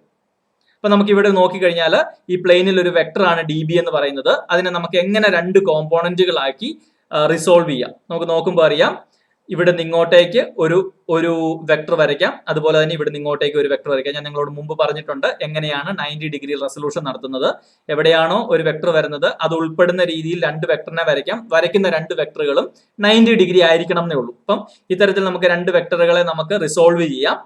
നമ്മൾ മുമ്പ് കാണിച്ചിരിക്കുന്ന പോലെ ഇത് ഫൈ ആംഗിൾ ആണെങ്കിൽ ഫിഗറിൽ നിന്ന് വളരെ ക്ലിയർ ആണ്, ഇതും ഫൈ ആംഗിൾ തന്നെ ആയിരിക്കും. അങ്ങനെയാണെങ്കിൽ ആംഗിളിനോട് ചേർന്ന് വരുന്ന ആ ഒരു വെക്ടർ കോമ്പോണന്റ് അതിന്റെ കോസ് കോമ്പോണന്റും, അപ്പൊ ഇത് dB കോസ് തീറ്റ, ഈ മേളിലേക്ക് വരച്ചിരിക്കുന്ന dB കോസ് തീറ്റയും, ഫൈയോട് ഓപ്പോസിറ്റ് വരുന്ന ആംഗിൾ വെക്ടർ അതിന്റെ സൈൻ കോമ്പോണന്റ് ആയിരിക്കും, ഇത് dB സൈൻ തീറ്റയും ആയിരിക്കും. അപ്പം ഇതാണ് നമ്മുടെ ഒറിജിനൽ മാഗ്നറ്റിക് ഫീൽഡിന്റെ വെക്ടർ. അതിന് നമുക്ക് 2 കോമ്പോണന്റ് ആയിട്ട് റിസോൾവ് ചെയ്യാം. ഫൈയോട് ചേർന്ന് കിടക്കുന്ന സൈഡ് അതിന്റെ കോസ് കോമ്പോണന്റും ഫൈയുടെ ഓപ്പോസിറ്റ് കിടക്കുന്ന അതിന്റെ സൈൻ കോമ്പോണന്റുമായിട്ട് 2 വെക്ടറുകളായിട്ട് നമുക്ക് അതിനെ റിസോൾവ് ചെയ്ത് വെച്ചിട്ടുണ്ട്. ഓക്കെ ആണല്ലോ? ഞാൻ ഇതുവരെ പറഞ്ഞ കാര്യങ്ങൾ മാത്രം നമുക്ക് ഒന്ന് മുഖവിലക്ക് എടുത്താൽ മതി. അടുത്ത നമുക്ക് മാത്തമാറ്റിക്കൽ കാൽക്കുലേഷൻസ് ആണ്. അങ്ങനെയാണ് ഞാൻ ഇതുവരെ പറഞ്ഞ എന്താണെന്ന് ആലോചിച്ച് നോക്കി. നമുക്ക് ഇത്തരത്തിലൊരു സർക്കുലർ ലൂപ്പ് ഉണ്ട്, വളരെ പ്രിസൈസ് ആയിട്ട് നമുക്കൊരു സർക്കുലർ ലൂപ്പ് ഉണ്ട്. ഇതിന്റെ മാഗ്നറ്റിക് ഫീൽഡ് മറ്റൊരു ഡയമെൻഷനിലേക്ക് സ്പ്രെഡ് ചെയ്ത് കിടക്കുകയാണ്. അങ്ങനെയാണെങ്കിൽ ഈ ഒരു സർക്കുലർ ലൂപ്പ് കാരണം അതിന്റെ സെന്ററിൽ നിന്നും X ഡിസ്റ്റൻസ് മാറി P എന്ന് പറയുന്ന പോയിന്റിൽ വരുന്ന മാഗ്നറ്റിക് ഫീൽഡ് ആണ് നമ്മൾ കാൽക്കുലേറ്റ് ചെയ്യുന്നത്. ബയോട്ട് സാവേർട്ട് ലോ വെച്ചിട്ട് നമുക്കറിയാം, ഞാൻ ആദ്യം ഇതിന്റെ ടോപ്പ് എൻഡിലുള്ള ഒരു ചെറിയ DL എമൗണ്ട് ഓഫ് ലെങ്ത് മാത്രം നമ്മൾ കൺസിഡർ ചെയ്താൽ ആ ലെങ്ത് കാരണം ഈ P എന്ന് പറഞ്ഞ പോയിന്റിലുള്ള മാഗ്നറ്റിക് ഫീൽഡ് കണ്ടുപിടിക്കാനുള്ള ഇക്വേഷൻ നമുക്ക് താഴെ നമ്മൾ കൊടുത്തിട്ടുണ്ട്. ബയോട്ട് സാവേർട്ട് ലോ അനുസരിച്ച് μ0 by 4π IDL sine theta divided by r² ആണ്. ഇനി ഈ ഒരു സർക്കുലർ ലൂപ്പ് ഇരിക്കുന്നത് ഒരു 2 ഡയമെൻഷനൽ ആയിട്ട് ഒരു പേപ്പറിൽ ഇരിക്കുകയാണെങ്കിൽ നമ്മുടെ മാഗ്നറ്റിക് ഫീൽഡ് സ്പ്രെഡ് ചെയ്യുന്ന മറ്റൊരു ഡയമെൻഷനിലേക്ക് ആയതുകൊണ്ട് ആ തീറ്റ എന്ന് പറയുന്നത് 90 ഡിഗ്രി ആയിരിക്കും. അങ്ങനെയാണെങ്കിൽ നമുക്ക് ഇക്വേഷനെ മാറ്റി എഴുതാം, dB is equal to μ0 by 4π IDL divided by r² എന്ന് എഴുതാം. ഇനി ഞാൻ പറഞ്ഞ കാര്യം എനിക്ക് 2 ഡയമെൻഷനൽ ആയിട്ട് ഒരു ഫിഗറിൽ വരയ്ക്കണമെങ്കിൽ നിങ്ങൾ ഫിഗറിൽ കാണുന്ന പോലെ ഇങ്ങനെയാണ് വരയ്ക്കേണ്ടത്. ഈ DL എമൗണ്ട് കാരണം പിയിൽ വരുന്ന മാഗ്നറ്റിക് ഫീൽഡ് ആണ് നമ്മൾ കാൽക്കുലേറ്റ് ചെയ്യുന്നത്. അപ്പൊ DL ലെങ്തിൽ നിന്നും നമ്മൾ പിയിലേക്ക് ഒരു വെക്ടർ വരച്ചു, അതാണ് നമ്മൾ ഈ വരച്ചു വെച്ചിരിക്കുന്ന ഈ ഒരു ലൈന്. അതുമായിട്ട് നമുക്ക് ഉണ്ടാകുന്ന മാഗ്നറ്റിക് ഫീൽഡ് 90 ഡിഗ്രി ആണ് നമുക്കറിയാം. അപ്പൊ 90 ഡിഗ്രിയിൽ ഞാനൊരു വെക്ടർ വരച്ചു. ഇനി നമുക്കറിയാം ആ വെക്ടർ എന്ന് പറഞ്ഞ പ്ലെയിനിൽ ഒരു വെക്ടർ ആണ്. അതിനെ നമുക്ക് 2 കോമ്പോണന്റ് ആയിട്ട് റിസോൾവ് ചെയ്യാം. ഫൈയോട് ചേർന്ന് കിടക്കുന്നത് dB കോസ് ഫൈയും ഫൈയുടെ ഓപ്പോസിറ്റ് കിടക്കുന്നത് dB സൈൻ ഫൈയും. അപ്പൊ എനിക്ക് ഒരു പ്ലെയിനിൽ ഒരു വെക്ടർ ഉണ്ടെങ്കിൽ എനിക്ക് 2 കോമ്പോണന്റ് ആയിട്ട് അതിനെ റിസോൾവ് ചെയ്യാം. ഒന്ന് അതിന്റെ ഒരു കോസ് കോമ്പോണന്റും മറ്റൊന്ന് അതിന്റെ ഒരു സൈൻ കോമ്പോണന്റുമായിട്ട് ഞാൻ റിസോൾവ് ചെയ്തു. ക്ലിയർ ആണല്ലോ? ഇനി ഞാൻ മുമ്പോട്ടേക്ക് പോയി കഴിഞ്ഞാൽ ഞാൻ അടുത്ത് കൺസിഡർ ചെയ്യാൻ പോകുന്ന ഈ സിയുടെ നേരെ ഡയമെട്രിക്കലി ഓപ്പോസിറ്റ് ആയിട്ട് നേരെ താഴെ മറ്റൊരു പോയിന്റ് ഞാൻ എടുക്കുന്നു. അപ്പൊ ഞാൻ ഇപ്പൊ കൺസിഡർ ചെയ്ത സി എന്ന് പറയുന്ന ഒരു സ്പേസിലെ ഡി എൽ എന്ന് പറയുന്ന ഒരു എലിമെന്ററി ലെങ്ത് ആയിരുന്നു. നമ്മുടെ ഡിസ്കഷന്റെ രണ്ടാമത്തെ ഒരു സ്റ്റെപ്പിലേക്ക് ആ സിയുടെ നേരെ ഡയമെട്രിക്കലി ഓപ്പോസിറ്റ് വരുന്ന മറ്റൊരു പോയിന്റ് ഞാൻ എടുക്കുന്നു, ഡി എന്ന് പറയുന്ന ഒരു പോയിന്റ്. അവിടുത്തെ ഡി എല്ലിനെ ഞാൻ അടുത്തതായിട്ട് കൺസിഡർ ചെയ്യുന്നു. അങ്ങനെയാണെങ്കിൽ ആ ഒരു ലൈൻ എലമെന്റ് ഡി എൽ കാരണവും ഈ പറയുന്ന പി എന്ന് പറയുന്ന പോയിന്റിൽ ഒരു മാഗ്നറ്റിക് ഫീൽഡ് ഉണ്ടാവും. അതും എത്ര തന്നെയായിരിക്കും? നമ്മൾ മുമ്പ് പറഞ്ഞ പോലെ μ0 divide by 4π IDL sin θ divide by r² ആയിരിക്കും. അവിടെ നമുക്കറിയാം ആദ്യമേ ഇതിന്റെ ഏറ്റവും ടോപ്പിലെ ഒരു ലെങ്ത് എലമെന്റ് നമ്മൾ എടുത്ത്, രണ്ടാമത് നമ്മൾ അതിന്റെ ബോട്ടം എൻഡിലെ ഒരു ലെങ്ത് എലമെന്റ് എടുക്കുന്നു. അതും ഈ സ്പേസിലേക്ക് നമ്മൾ നോക്കുമ്പോൾ അതിന്റെയും ആംഗിൾ എന്ന് പറയുന്നത് 90 ഡിഗ്രിയിലായിരിക്കും അവിടെയും ഉണ്ടായിരിക്കുന്നത്. അപ്പൊ നമുക്ക് വീണ്ടും ഇക്വേഷൻ എങ്ങനെ തന്നെ കിട്ടും? μ0 divide by 4π IDL divided by r² എന്ന് തന്നെ കിട്ടും. അപ്പൊ അതിന്റെ വെക്ടർ എന്ന് പറയുന്നത് നമുക്ക് ഈ ഒരു ലൈൻ എലമെന്റിനെ 90 ഡിഗ്രി കാണിക്കാനായിട്ട് നമുക്ക് ഇത്തരത്തിൽ ഇങ്ങോട്ടേക്ക് ഒരു വെക്ടറിനെ വരയ്ക്കാം. ആ വെക്ടറിനെ രണ്ട് കോമ്പോണന്റ് ആയിട്ട് നമുക്ക് റിസോൾവ് ചെയ്യാം. ഒന്ന് ഇങ്ങോട്ടേക്ക് ഒരു വെക്ടറിനെ റിസോൾവ് ചെയ്യാം, ഒന്ന് ഇങ്ങോട്ടേക്ക് ഒരു വെക്ടർ നമുക്ക് റിസോൾവ് ചെയ്യാം. അവിടെ നമുക്ക് നോക്കുമ്പോൾ അറിയാം ഇത് ഫൈ ആംഗിൾ ആണെങ്കിൽ ഫൈയോട് ചേർന്ന് കിടക്കുന്നത് DB cos φ ആയിരിക്കും, ഫൈയുടെ ഓപ്പോസിറ്റ് കിടക്കുന്നത് DB sin φ ആയിരിക്കും. ഇപ്പൊ പറഞ്ഞു നിർത്തിയ രണ്ട് കാര്യമാണ്. ആദ്യം നമ്മൾ സി എന്ന് പറഞ്ഞ പോയിന്റിൽ ഒരു DL എമൗണ്ട് ലെങ്ത് നമ്മൾ കാൽക്കുലേറ്റ് ചെയ്യുന്നു. അവിടുത്തെ മാഗ്നറ്റിക് ഫീൽഡ് ഇവിടം വരെയുള്ള എത്രയാണെന്ന് നോക്കി. അത് നമുക്കറിയാം μ0 divide by μ0 by 4π IDL divide by r² ആണ്. അതുപോലെ തന്നെ സിയോട് നേരെ ഡയമെട്രിക്കലി ഓപ്പോസിറ്റ് ഉള്ള ഡി എന്ന് പറഞ്ഞ പോയിന്റിലെ സിയോട് നേരെ ഡയമെട്രിക്കലി ഓപ്പോസിറ്റ് ഡി എന്ന് പറഞ്ഞ പോയിന്റിൽ ഒരു DL amount of length calculate ചെയ്യുന്നു. അവിടുന്ന് പിയിൽ ഉണ്ടാക്കുന്ന മാഗ്നറ്റിക് ഫീൽഡ് നോക്കിയാൽ അതിന്റെ മാഗ്നിറ്റ്യൂഡ് സെയിം ആയിരിക്കും, μ0 by 4π IDL divide by r² ആയിരിക്കും. ഇനി ആ രണ്ട് പ്ലെയിനിൽ കിട്ടിയിരിക്കുന്ന വെക്ടറുകളെ നമ്മൾ രണ്ട് കോമ്പോണന്റ് ആയിട്ട് വെക്ടർ റെസൊല്യൂഷൻ നടത്തി. അപ്പം ആദ്യത്തെ വെക്ടറിനെ ഇതിനെ നമ്മൾ വെക്ടർ റെസൊല്യൂഷൻ നടത്തിയപ്പം ഇങ്ങോട്ടേക്ക് കോസ് കോമ്പോണന്റ് ഇങ്ങോട്ടേക്ക് സൈൻ കോമ്പോണന്റും വന്നു. രണ്ടാമത്തെ വെക്ടറിനെ നമ്മൾ വെക്ടർ റെസൊല്യൂഷൻ നടത്തിയപ്പം ഇങ്ങോട്ടേക്ക് കോസ് കോമ്പോണന്റും ഇങ്ങോട്ടേക്ക് സൈൻ കോമ്പോണന്റും വന്നു. ഫിഗറിൽ നിന്നും വളരെ ക്ലിയർ ആണ് ഈ കോസ് കോമ്പോണന്റ്, ആദ്യത്തെ കോസ് കോമ്പോണന്റ് ഇവിടുന്ന് പിയിൽ നിന്ന് നേരെ അപ്വേർഡ് ആണ് നിൽക്കുന്നത്, രണ്ടാമത്തെ കോസ് കോമ്പോണന്റ് പിയിൽ നിന്ന് നേരെ ഡൗൺവേർഡ് ആണ് നിൽക്കുന്നത്. ഫിഗറിൽ നിന്നും ക്ലിയർ ആണ് ഈ കോസ് കോമ്പോണന്റുകൾ രണ്ടും ഈക്വൽ ആൻഡ് ഓപ്പോസിറ്റ് ആണ്. ഞാൻ ഈക്വൽ ആണെന്ന് പറയാൻ കാര്യം ഞാൻ മുമ്പ് പറഞ്ഞായിരുന്നു, അതിന്റെ മാഗ്നിറ്റ്യൂഡ് രണ്ടിന്റെയും വരുന്നത് μ0 by 4π IDL divided by r² ആണ്. അത് അപ്പർ കേസിലെ ലോവർ കേസിലെ സി കാരണം ബിയിൽ ഉണ്ടാകുന്ന സി എന്ന് പറയുന്ന സ്ഥലത്തെ DL കാരണം പിയിൽ ഉണ്ടാകുന്ന മാഗ്നറ്റിക് ഫീൽഡും ഡി എന്ന് പറഞ്ഞ സ്ഥലത്തെ DL കാരണം പിയിൽ ഉണ്ടാകുന്ന മാഗ്നറ്റിക് ഫീൽഡിന്റെ മാഗ്നിറ്റ്യൂഡ് സെയിം ആണ്. അത് μ0 by 4π IDL divided by r² തന്നെയാണ്. അപ്പോൾ മാഗ്നിറ്റ്യൂഡ് സെയിം ആണ്. ഇനി നിങ്ങൾക്ക് നോക്കിയാൽ അറിയാം കോസ് കോമ്പോണന്റ് ഒന്ന് അപ്വേർഡും വന്നിരിക്കുന്നു, ഒരെണ്ണം ഡൗൺവേർഡും വന്നിരിക്കുന്നു. അപ്പൊ ഫിഗറിൽ നിന്ന് വളരെ ക്ലിയർ ആണ് അതിന്റെ കോസ് കോമ്പോണന്റുകൾ രണ്ടും ഈക്വലുമാണ്, ഓപ്പോസിറ്റുമാണ്. സോ അവർ തമ്മിൽ ക്യാൻസൽ ആയി പോയി. പിന്നെ ആര് മാത്രമേ സർവൈവ് ചെയ്യുന്നുള്ളൂ? ഇവിടുത്തെ രണ്ട് കേസിലെയും സൈൻ കോമ്പോണന്റുകൾ രണ്ടും ഒരേ ഡിറക്ഷനിൽ വരുന്നത് കൊണ്ട് നമുക്ക് ആ സൈൻ കോമ്പോണന്റുകളെ മാത്രം നമ്മൾ ആഡ് ചെയ്ത് നമ്മൾ എടുത്താൽ മതി. അപ്പൊ ഞാൻ ഇതുവരെ പറഞ്ഞ ഡിസ്കഷനെ ഒന്ന് വൈൻഡപ്പ് ചെയ്യുകയാണെങ്കിൽ പറഞ്ഞു നിർത്തിയത് എന്തായിരുന്നു? നമുക്ക് ഒരു സർക്കുലർ ലൂപ്പ് ഉണ്ട്. വളരെ പ്രിസൈസ് ആയിട്ട് പറഞ്ഞാൽ നമുക്കൊരു സർക്കുലർ ലൂപ്പ് ഉണ്ട്. ആ സർക്കുലർ ലൂപ്പ് കാരണം മാഗ്നറ്റിക് ഫീൽഡ് പുറത്തേക്ക് സ്പ്രെഡ് ചെയ്യുന്നുണ്ട്. അത് ഒരു പി എന്ന് പറഞ്ഞ പോയിന്റിലെ മാഗ്നറ്റിക് ഫീൽഡ് എത്രയാണെന്ന് നമുക്ക് കാൽക്കുലേറ്റ് ചെയ്യണം. അതിനായിട്ട് നമ്മൾ ഈ ഒരു സർക്കുലർ ലൂപ്പിന്റെ ടോപ്പ് മോസ്റ്റ് പോയിന്റിലെ സി എന്ന് പറഞ്ഞ പൊസിഷനിലെ ഒരു DL എമൗണ്ട് എടുക്കുന്നു, ലെങ്ത് എടുക്കുന്നു. താഴത്തെ പോയിന്റിലെ ഒരു DL എമൗണ്ട് എടുക്കുന്നു. അപ്പൊ സിയിലെ നേരെ ഡയമെട്രിക്കലി ഓപ്പോസിറ്റ് ആയ ഡിയിലെയും ഓരോ DL എമൗണ്ട് എടുത്തിട്ട് അവർ രണ്ടുപേരും കാരണം ഇവിടെയുള്ള കോൺട്രിബ്യൂഷൻ നമ്മൾ നോക്കി. അപ്പൊ നമുക്ക് ഉറപ്പായിട്ട് അറിയാം രണ്ടുപേരിൽ നിന്നും ഇങ്ങോട്ട് വരുന്ന കോൺട്രിബ്യൂഷൻ നിങ്ങൾക്ക് ആ ഫിഗറിൽ നിന്ന് നോക്കിയാൽ അറിയാം. രണ്ടുപേരിൽ നിന്നും അങ്ങോട്ടേക്കുള്ള ഡിസ്റ്റൻസ് സെയിം ആയതുകൊണ്ട് രണ്ടുപേരിൽ നിന്നും അങ്ങോട്ടേക്കുള്ള contribution μ0 by 4π IDL divided by r² ആണ്. അതിനുശേഷം നമുക്കറിയാം നമ്മൾ അവിടുത്തെ വെക്ടർ രണ്ടിടത്തേയും വരച്ചു. ടോപ്പ് സി കാരണം സി എന്ന് പറഞ്ഞ പോയിന്റ് കാരണം ഇവിടെ ഉണ്ടാകുന്ന മാഗ്നറ്റിക് ഫീൽഡിന്റെ വെക്ടർ വരച്ചു. അതുപോലെ ഡി എന്ന് പറഞ്ഞ പോയിന്റിൽ നിന്നും പി എന്ന് പറഞ്ഞ പോയിന്റിൽ ഉണ്ടാകുന്ന മാഗ്നറ്റിക് ഫീൽഡിന്റെ വെക്ടർ വരച്ചു. രണ്ടിനെ നമ്മൾ കോമ്പോണന്റ് റെസൊല്യൂഷൻ നടത്തിയപ്പോൾ നമുക്ക് മനസ്സിലായി രണ്ടുപേരുടെയും കോസ് കോമ്പോണന്റുകൾ രണ്ടും ക്യാൻസൽ ആയി പോയി. പിന്നീട് സൈൻ കോമ്പോണന്റ് മാത്രമാണ് അവിടെ സർവൈവ് ചെയ്യുന്നത് എന്നുള്ള കാര്യം മനസ്സിലായി. അപ്പൊ DB sin θ എന്ന് പറഞ്ഞ സൈൻ കോമ്പോണന്റ് മാത്രമാണ് സർവൈവ് ചെയ്യുന്നുള്ളത് മനസ്സിലായി. അതുകൊണ്ട് നമ്മൾ ഇനി മുതൽ കാൽക്കുലേറ്റ് ചെയ്യുമ്പോൾ എങ്ങനെ കാൽക്കുലേറ്റ് ചെയ്യണം? ഇപ്പം ഫസ്റ്റ് കേസിലെ ആണെങ്കിൽ ഞാൻ ഇവിടെ എഴുതി വെച്ചിട്ടുണ്ട് DB is equal to μ0 by 4π IDL divided by r² ആണ്. രണ്ടാമത്തെ കേസിലെ μ0 divided by 4π IDL divided by r² ആണ്.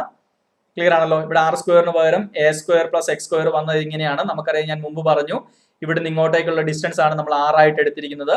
അത് ഈ റൈറ്റ് ആംഗിൾ ട്രയാംഗിൾ കൺസിഡർ ചെയ്യുമ്പോഴത്തേനും ആ r is equal to root of a square plus x square ആണ്. അതിന്റെ r സ്ക്വയർ എന്ന് പറയുമ്പം a square plus x square തനിയെ വരും. അതാണ് ഇവിടെ എഴുതി വെച്ചിരിക്കുന്നത്. μ0/4π ideal divided by r square. r സ്ക്വയറിന്റെ അവിടെയാണ് a square plus x square എന്ന് വന്നിരിക്കുന്നത്. അതുപോലെ ഈ ഡിയിൽ ഉണ്ടാക്കുന്ന dl എമൗണ്ട് dl കാരണം ഇവിടെ ഉണ്ടാകുന്ന magnetic field db dash is equal to μ0/4π ideal divided by r square. അത് തന്നെയാണ് a square plus x square വന്നിരിക്കുന്നത്. ഇനി നമുക്കറിയാം അത് കംപ്ലീറ്റ് ആയിട്ട് അവിടെ വരുന്നില്ല. അവരുടെ കോസ് കോമ്പൗണ്ടുകൾ തമ്മിൽ ക്യാൻസൽ ആയി പോയി. പിന്നെ ആര് മാത്രമേ സർവൈവ് ചെയ്യുന്നുള്ളൂ? സൈൻ കോമ്പൗണ്ടന്റ് മാത്രമേ അവിടെ സർവൈവ് ചെയ്യുന്നുള്ളൂ. അതുകൊണ്ട് നമുക്ക് ഇതിന്റെ കൂടെ എഴുതുമ്പം ആരെ മാത്രം എഴുതിയാൽ മതി? Total magnetic field B is equal to D B sine phi ആണ് നമ്മൾ കാൽക്കുലേറ്റ് ചെയ്യുന്നത്. ടോട്ടൽ ഡി ബി അവിടെ കോൺട്രിബ്യൂട്ട് ചെയ്യുന്നില്ല. കാരണം ഡി ബി എന്ന് പറയുന്നതിന് സൈൻ കോമ്പൗണ്ടന്റും ഉണ്ട്, കോസ് കോമ്പൗണ്ടന്റും ഉണ്ട്. കോസ് കോമ്പൗണ്ടന്റ് രണ്ടും ക്യാൻസൽ ആയി പോയി. ഡി ബി എന്ന് പറയുന്ന രണ്ട് വെക്ടറിനും ഈ ഇവിടുത്തെ ഡി ബിക്കും നമുക്കറിയാം സൈൻ കോമ്പൗണ്ടന്റും ഉണ്ട്, കോസ് കോമ്പൗണ്ടന്റും ഉണ്ട്. രണ്ടുപേരുടെയും കോസ് കോമ്പൗണ്ടന്റ് തമ്മിൽ ക്യാൻസൽ ആയി പോയി. പിന്നെ ആര് മാത്രമേ സർവൈവ് ചെയ്യത്തുള്ളൂ?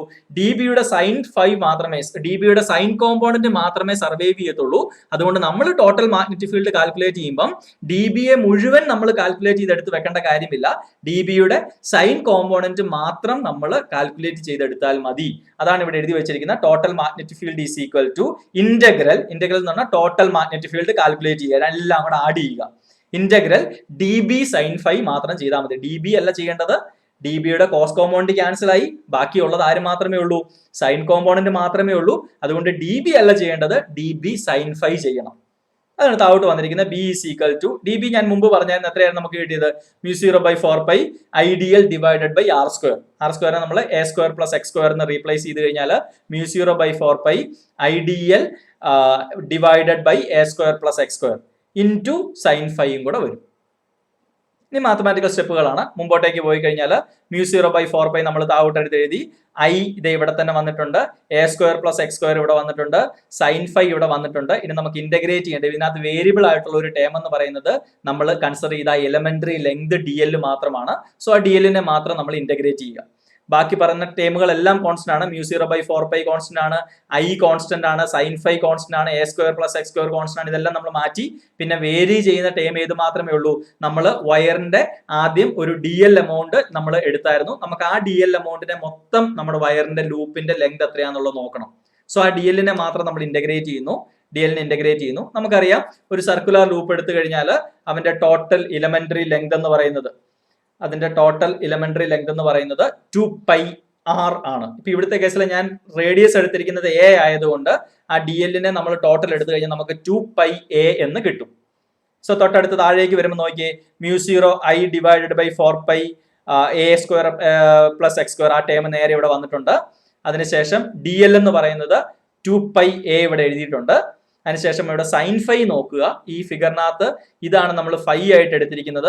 അതിന്റെ സൈൻ ഫൈ എന്ന് പറഞ്ഞാൽ എന്താണ്? Sine phi opposite side by hypotenuse. Opposite side ഏതാണ്? a ആണ്. ഹൈപ്പോട്ടന്യൂസ് ഏതാണ്? ഇവിടുത്തെ r ആണ്. അത് root of a square plus x square ആണ്. അതാണ് ഇവിടെ എഴുതിയിരിക്കുന്നത്. Opposite side a divided by root of a square plus x square. Clear ആണല്ലോ? Then total magnetic field B is equal to ഇവിടെ നമുക്ക് നോക്കുമ്പോൾ അറിയാം μ0 I ഇവിടെ നമുക്ക് നോക്കുമ്പോൾ അറിയാം രണ്ട് a വന്നു. ഇവിടെ a ഉണ്ട്. അതാണ് a സ്ക്വയർ എന്ന് വന്നിരിക്കുന്നത്. ഇവിടുത്തെ 2ഉം ഇവിടുത്തെ 4ഉം തമ്മിൽ ക്യാൻസൽ ആയിപ്പോയി. അപ്പം ഡിനോമിനേറ്ററിൽ ഒരു 2 വരും.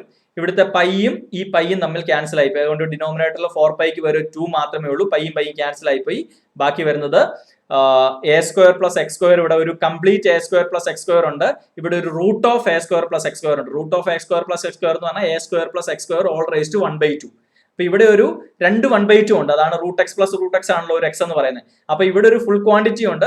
ഇവിടെ a സ്ക്വയർ പ്ലസ് x സ്ക്വയറിന്റെ ഒരു 1/2 ക്വാണ്ടിറ്റി ഉണ്ട്. അപ്പൊ അത് രണ്ടും കൂടെ ചേർന്ന് a square plus x square all raise to 3/2 വന്നു. അപ്പൊ നിങ്ങൾക്ക് നോക്കുമ്പോൾ അറിയാം μ0 I 2a ഉള്ളത് കൊണ്ട് a square μ0 I a square divided by 2 into a square plus x square all raise to 3/2. ഇവിടുത്തെ പൈയും ക്യാൻസൽ ആയി. പിന്നുള്ളത് ഈ 2ഉം ഈ 4ഉം കൂടെ ഇവിടെ ക്യാൻസൽ ആയിട്ട് ഡിനോമിനേറ്ററിൽ ഒരു 2 മാത്രമാണ് വന്നത്.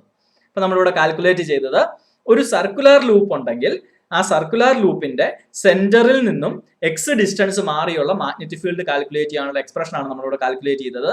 B is equal to μ0 I a square divided by 2 into A² + X² all raised to 3/2. നിങ്ങൾക്ക് ഒരുപക്ഷെ ഒരു ഫസ്റ്റ് ടൈം ഒരു വീഡിയോ കാണുമ്പോൾ നമ്മൾ ആ കോമ്പോണന്റ് റെസൊല്യൂഷൻ എടുത്തതും എന്തുകൊണ്ടാണ് sin φ മാത്രം അവിടെ സർവൈവ് ചെയ്തതും എന്നൊക്കെയുള്ള ചില കൺഫ്യൂഷൻസ് ഒരുപക്ഷെ നിങ്ങൾക്ക് വരാം. അങ്ങനെയാണെങ്കിൽ വീഡിയോ പല പ്രാവശ്യം കണ്ട് ആ ഒരു കൺഫ്യൂഷൻ നിങ്ങൾ മനസ്സിലാക്കുക. മാത്തമാറ്റിക്കൽ സ്റ്റെപ്പിൽ ഒരു പ്രശ്നമില്ല, നിങ്ങൾക്ക് ആ ഒരു ഗ്ലാൻസിൽ തന്നെ നോക്കുമ്പോൾ നിങ്ങൾക്ക് അത് മനസ്സിലാകുമെന്ന് ഞാൻ വിചാരിക്കുന്നു. അങ്ങനെയാണെങ്കിൽ ഒരു സർക്കുലർ ലൂപ്പ് ഉണ്ടെങ്കിൽ അതിന്റെ സെൻട്രൽ നിന്നും എക്സ് ഡിസ്റ്റൻസ് മാറിയുള്ള മാഗ്നറ്റിക് ഫീൽഡ് കാൽക്കുലേറ്റ് ചെയ്യാനുള്ള ഇക്വേഷൻ നമ്മൾ ബയോട്ട്-സാവേർട്ട് ലോ വെച്ചിട്ട് തന്നെയാണ് പ്രൂവ് ചെയ്തത്. That is equal to μ0 IA² divided by 2 × A² + X² all raised to 3/2. Clear ആണല്ലോ? അങ്ങനെയാണെങ്കിൽ നമ്മൾ ഇപ്പൊ കൺസിഡർ ചെയ്തത് ഇത്തരത്തിൽ ഒരു ലൂപ്പ് മാത്രമാണെങ്കിൽ നമ്മൾ ഇത്തരത്തിൽ പല ലൂപ്പുകൾ വന്നാൽ ഇതേ വയർ നമുക്ക് ഇങ്ങനെ കൂടുതൽ ലെങ്ത് ഉണ്ടെങ്കിൽ നമുക്ക് ഇങ്ങനെ പല ലൂപ്പുകൾ നമുക്ക് ഇതിനെ ആക്കാം. ഇപ്പൊ ഇതിന് 2 ലൂപ്പ് ഉണ്ട്. അങ്ങനെ n നമ്പർ ഓഫ് ലൂപ്സ് ഉണ്ടെങ്കിൽ നമുക്കറിയാം എല്ലാ ലൂപ്പിന്റെ കോൺട്രിബ്യൂഷൻ അങ്ങോട്ടേക്ക് വരും. എല്ലാ ലൂപ്പിനകത്തോടെയും കറണ്ട് പാസ് ചെയ്യുമ്പോൾ എല്ലാ ലൂപ്പിന്റെ കോൺട്രിബ്യൂഷൻ അങ്ങോട്ടേക്ക് വരും. സോ ഇവിടെ എഴുതിയിട്ടുണ്ട് if there are n turns, number of turns n ആണെങ്കിൽ ക്യാപിറ്റൽ N ആണ് നമ്മൾ പറയുന്നത്. അങ്ങനെയാണ് ഒബിയസ്ലി ആ ക്യാപിറ്റൽ N വെച്ചിട്ട് അതിനെ മൾട്ടിപ്ലൈ ചെയ്യണം. അതാണ് വന്നിരിക്കുന്നത്. Total magnetic field B is equal to μ0 n IA² divide by 2 × A² + X² all raised to 3/2. അപ്പൊ നമ്മൾ അവിടെ n വെച്ചിട്ട് അതിനെ മൾട്ടിപ്ലൈ ചെയ്യണം. സോ ഒരു ലൂപ്പേ ഉള്ളെങ്കിൽ ആ ഒരു ലൂപ്പിന്റെ മാത്രം കോൺട്രിബ്യൂഷൻ നോക്കുക. 2 ലൂപ്പ് ഉണ്ടെങ്കിൽ 2 ലൂപ്പിന്റെ നോക്കുക. 3 ലൂപ്പ് ഉണ്ടെങ്കിൽ 3 ലൂപ്പിന്റെ നോക്കുക. അങ്ങനെ n ലൂപ്പ് ഉണ്ടെങ്കിൽ അതിനെ n കൊണ്ട് മൾട്ടിപ്ലൈ ചെയ്യണം. അതാണ് നമുക്ക് ഇക്വേഷൻ വന്നിരിക്കുന്നത്. B is equal to μ0 n IA² divided by 2 × A² + X² all raised to 3/2 എന്ന് വന്നിരിക്കുന്നത്. നമുക്ക് ഒരു സ്പെഷ്യൽ കേസ് കൂടെ നോക്കാം. ഇവിടെ നോക്കിയിട്ട് നമുക്ക് ആ വീഡിയോ അവിടെ വൈൻഡപ്പ് ചെയ്യാം. ആ സ്പെഷ്യൽ കേസ് ഇതാണ്. നമ്മൾ ഇപ്പൊ പറഞ്ഞത് എന്തായിരുന്നു?